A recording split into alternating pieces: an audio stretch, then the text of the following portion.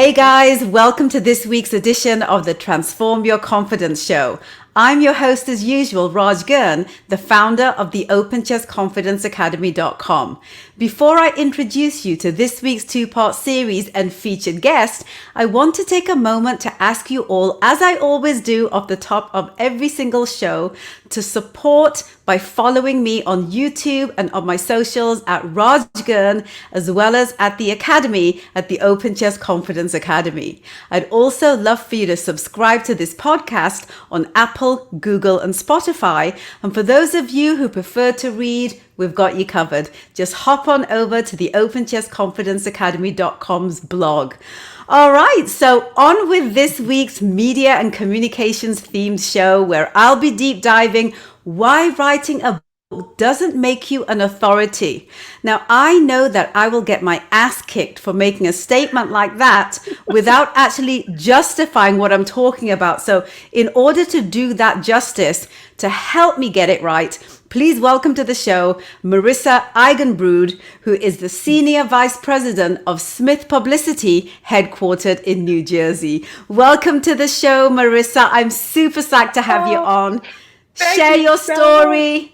And we're going to enlighten everyone about this whole kind of concept that everyone talks about called building authority that very few people actually get right. Thank you so much for coming on.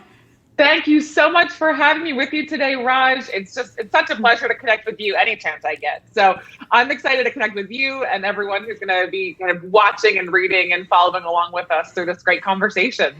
Brilliant. And I'm super excited that, we were able to make this happen because I know that you've got a lot to say about subject matter. So let me just dive right in. You have quite the diverse portfolio in public relations, Marissa, which, I kind of find lends really positively to when a person is ready to kind of niche down. I always say, go a little wider than you want to go when you're kind of first getting into, your zone, and then figure out where you want to kind of go deep. And that's where you would niche. You've niched your expertise in the publishing industry, where you've worked with small to large size publishers, hybrid presses, debut authors, all the way up to industry thought leaders. So I couldn't think of a better person to position as a subject matter expert when it came to this particular conversation. So before we dive in and just really kind of talk about, why, it's important to have a book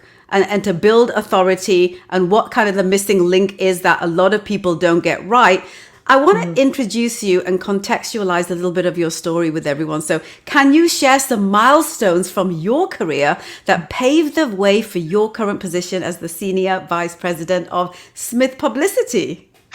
I would love to. Thank you for the opportunity to talk about it. I think that there's, a lot of times when you're kind of niching down like that, you don't realize where your niche is. You don't realize where your future may lie and where that really special place is going to be for you as a thought leader in that space. So when I was in college, it goes all the way back to that point. I studied public relations. I always knew I wanted to be in that field. I knew I wanted to be communicating with people in a succinct and concise way, really clearly. Journalism, I always loved the idea of it, but it was, gosh, you really got to write a lot for that. So again, I give our authors credit. I give journalists credit. I like the succinct piece of it, but going back to that point, I always knew that was going to be the path for me. And but I didn't even have an inkling that book publicity was even a possibility for me. It wasn't even a thought in my head. I didn't even know it really existed. And so, as I got started, I had the opportunity to work within large corporations, including Campbell Soup. I had the chance to work at a really big branding agency in Philadelphia. I had the chance to experience those different styles of communication, which, vary so greatly from one to the next. And the opportunity to join the Smith Publicity team fell into my lap, kind of out of I love that. a personal connection that I had. And 12 and a half years later, I'm still here. Oh my gosh. Well, they must be doing something right is all I have to say. Smith is absolutely doing something right. And it's such an honor to be at, the position that I'm at today. I started as a publicist. I grew into working in our business development team as well. I then moved into a variety of leadership positions. And I think that's how I really got to not only find this niche of book publicity and marketing that I wanted to plant my flag in, but also the role that I would play within our organization too. I never imagined there'd be a day where I wouldn't be pitching media anymore. That was, again, what the whole purpose of my studies early on. But today I'm not in the day-to-day trenches, but I'm working so closely with our team. And what I've come to even find is this like super niche that I've been able to even drill down into further, which is being able to really support our team on so many levels in my role that I'm in today as Senior Vice President. Oh my God, I love everything about your story. It's kind of what dreams are made of, right? Like, we have this dream, when we're young, for those of us that have an idea of what we want to do with our lives, which I've always kind of known as well, that I knew that I wanted to do something with, communal enterprise, and I wanted to serve, and I wanted to kind of be in the media space. I knew that very early on, but, life being what it is, it takes you in directions.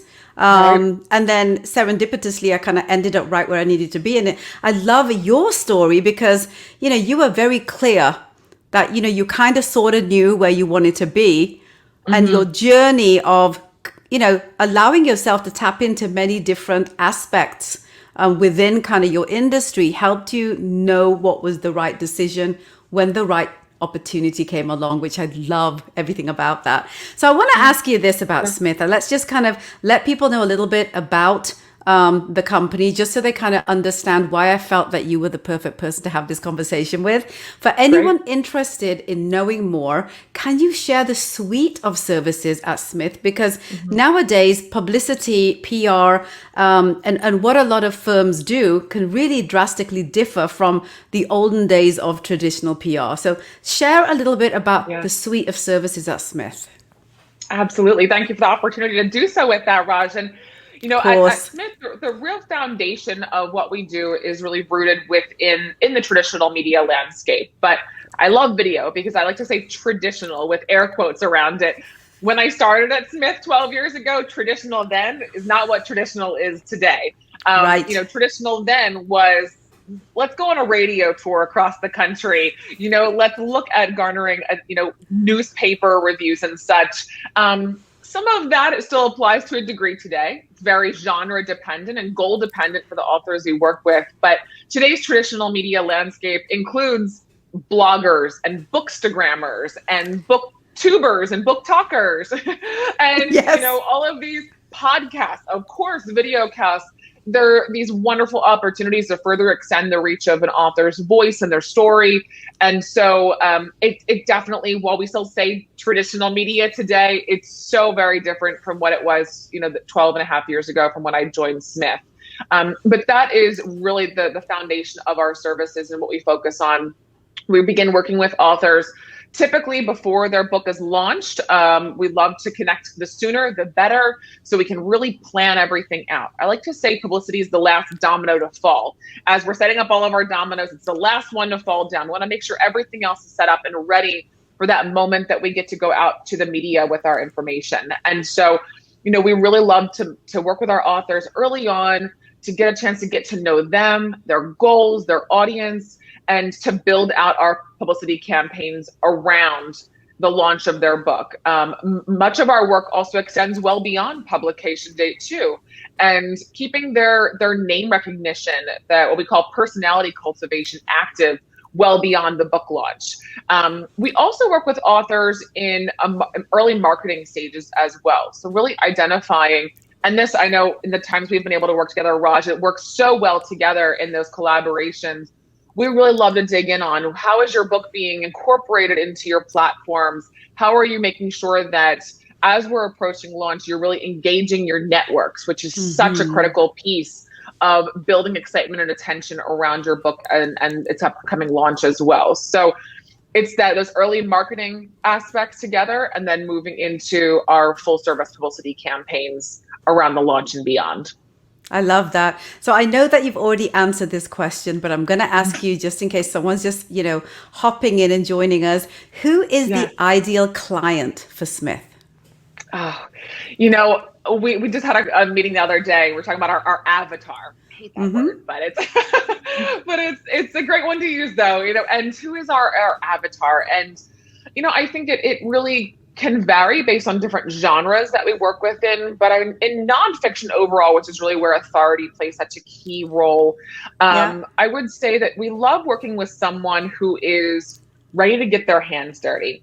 They're ready to get in and be a collaborative partner with us. If there's someone who is expecting to come into a publicity campaign and their launch and say, I've written the whole book, I'm passing it on to you, you do all the work now. That's not how things work, in today's landscape. So, is it great if someone has a little bit of a social media following already? You're just going to be a level up from someone who doesn't. But it doesn't mean that someone who doesn't have that yet is out of the question. So it's really more so, I would say, a bit more kind of personality based in terms of who that ideal client is, and making sure that they're really ready to be engaged, to be collaborative with us, to be a true partner in the work that we're going to do together. And all those other aspects, again, the social media platforms, building their presence through publicity, those things are going to come with time. And it's just understanding that, if you're a step behind where someone else is, that you just got to take those steps, those stepping stones along the way to get to that next level. You don't necessarily always get to jump, 10 steps ahead. If you don't have the media credentials just yet, you don't always jump right to the Today Show or right to the New York Times. There's stepping stones to that. So just understanding that process and being open-minded to being educated around that as well. We welcome the opportunity to educate wherever we can, and understand that, all of our authors and thought leaders we work with aren't always going to have that knowledge. So how can we provide that education along the way? That's a lot of wonderful information for everyone, Marissa. And I feel that my next question you've already answered with this one, but I'm going to throw it at you anyway. What makes Smith unique in the marketplace? Of course. There are a number of book publicity and marketing agencies. There's a lot of freelancers that are out there. We always call them our friendly competitors, because if you think about how many books are published in a day, there's plenty of wealth to go around. Some of the things that really stand out about Smith is that, when Smith was founded, we're celebrating 25 years next year in 2022. And when the company was founded, I know, it's very exciting. And when we were founded by Dan Smith 25 years ago, Dan really saw a hole in the marketplace that at that time, self-published authors didn't necessarily have a voice and a place to go to spread awareness about their voice through the media. And so, that's kind of was the spark of Smith originally. Today, of course, we're working with a lot of traditionally published, hybrid published, and self-published authors. But at that time, what we found was that the self-published book didn't necessarily get as much of the traditional book coverage. It wasn't as, possible for them to get the traditional reviews, excerpts placed, and so on and so forth. And so we had to think differently. We had to think of what are those alternate forms of coverage we can garner around the author, around their story, around their expertise. And that's really carried us through into where we are today at Smith, and is so applicable to where the media has shifted and changed. We've seen so many of our book review pages be reduced over time in newspapers. And thankfully, the online world has helped rejuvenate so much of that. But we've always been at the forefront of those alternate ways of garnering that attention, and not just relying on the book as this new product to really share, but how is it also a business card to the author to really amplify their voice and their thought leadership overall. I think another really key piece of really what has us stand out amongst others is our communication. We really are strong believers in frequent communication with our authors and our publishers that we work with, because that's where that collaboration and partnership that I emphasized earlier is really able to shine. And that's where we're able to come together and have those important brainstorming and kind of update conversations. We always want to make sure that our authors and our clients know what's going on when. And a lot of the the work of publicity is actually showing your work. It's like a math problem. You've got to Yes. show your work. We don't always get all of the answers, the great placements at the end, but there's a lot of work that goes on behind the scenes, and we want people to know what's going on with that. So the amount of communication, the frequency of it has been, I think, a really unique factor of our partnerships with our authors. But I think it's really thinking about those alternate paths of taking it well beyond the pages of the book. I love that.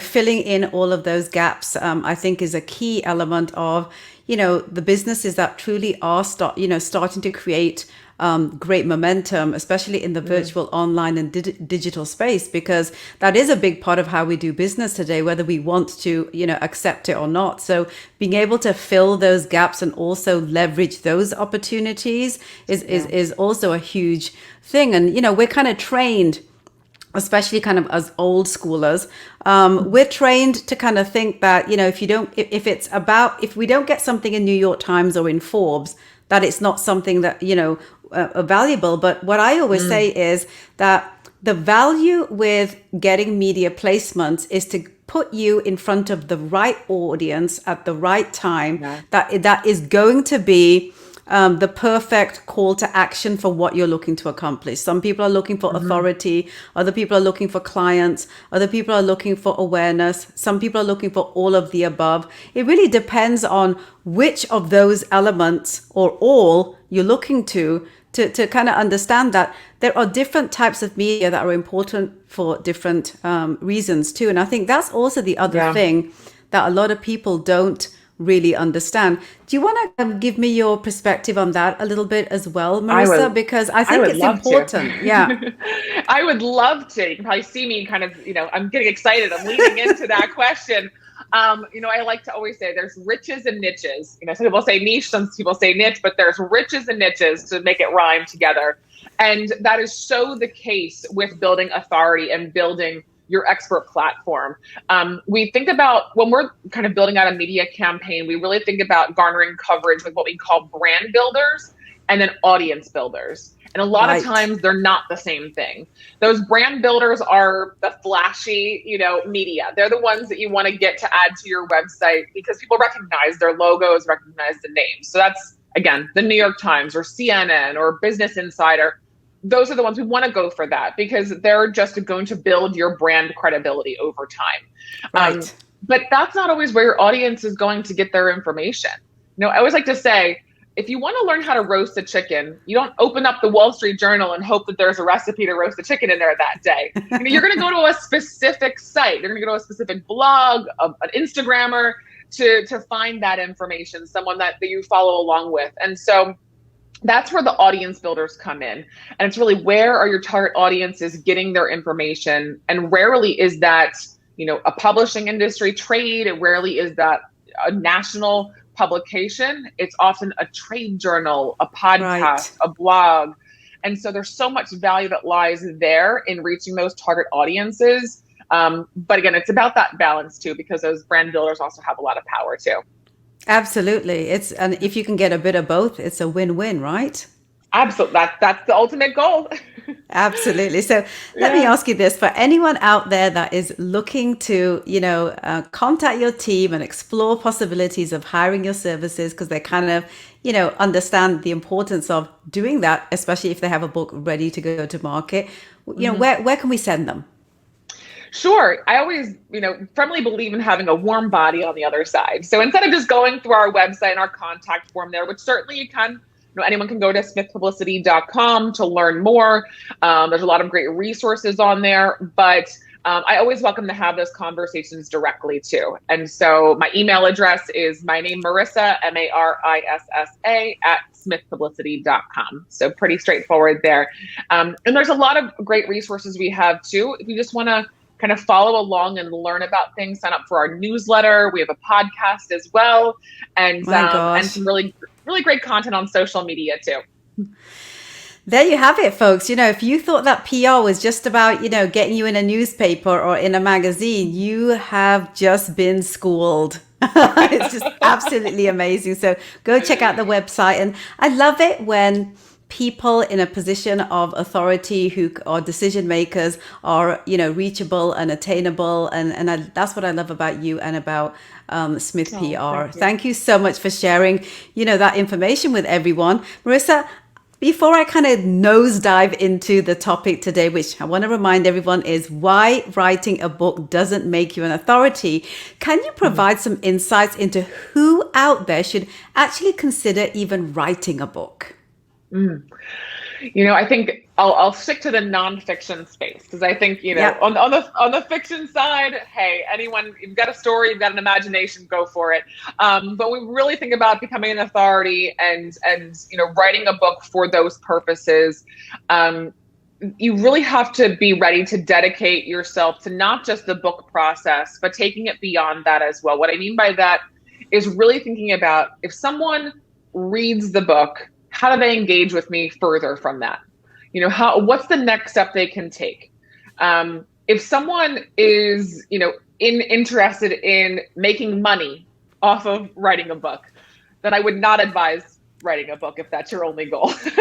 Rarely do any of our authors make, all of their investments back on just book sales. Mm-hmm. Where they can make them back is through speaking engagements. Where they can expand their authority is through programs, retreats, workshops, seminars that they're leading. And oftentimes the book sales through bulk orders come through, on that side as well.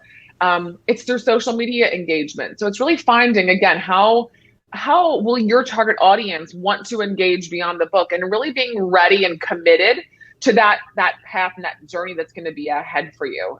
Because it will, the book release date, I think about it as the book birthday. It's the first day that it's out into the world. It only has the opportunity to continue growing and evolving from there.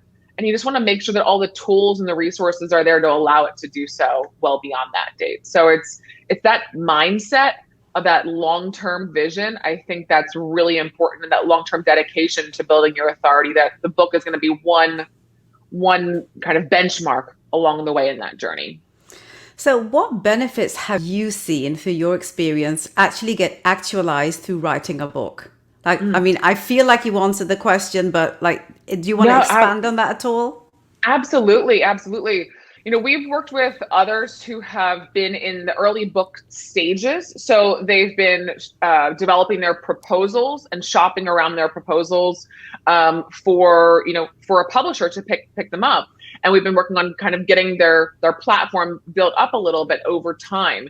And the big difference I see between that work versus book launch work is that with a book launch, you have this specific moment in time where people should be interested in covering you. It's this driver to a certain period of time. Whereas the other side of it, more of that personality cultivation, is just a consistent simmer.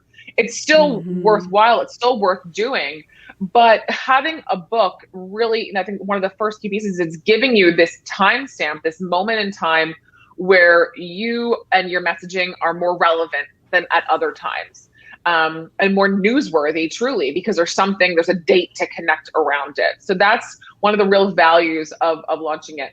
There's also, a book carries a lot of weight still as a piece of credential. It adds a layer of credential, whether you're self-publishing or traditional publishing or anywhere in between.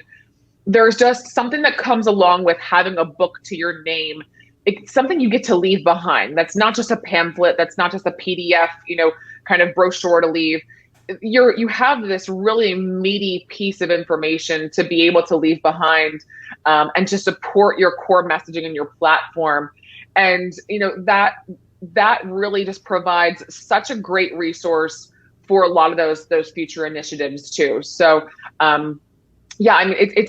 it's really giving you that tangible piece of your expertise that doesn't really live necessarily through, again, a seminar or speaking.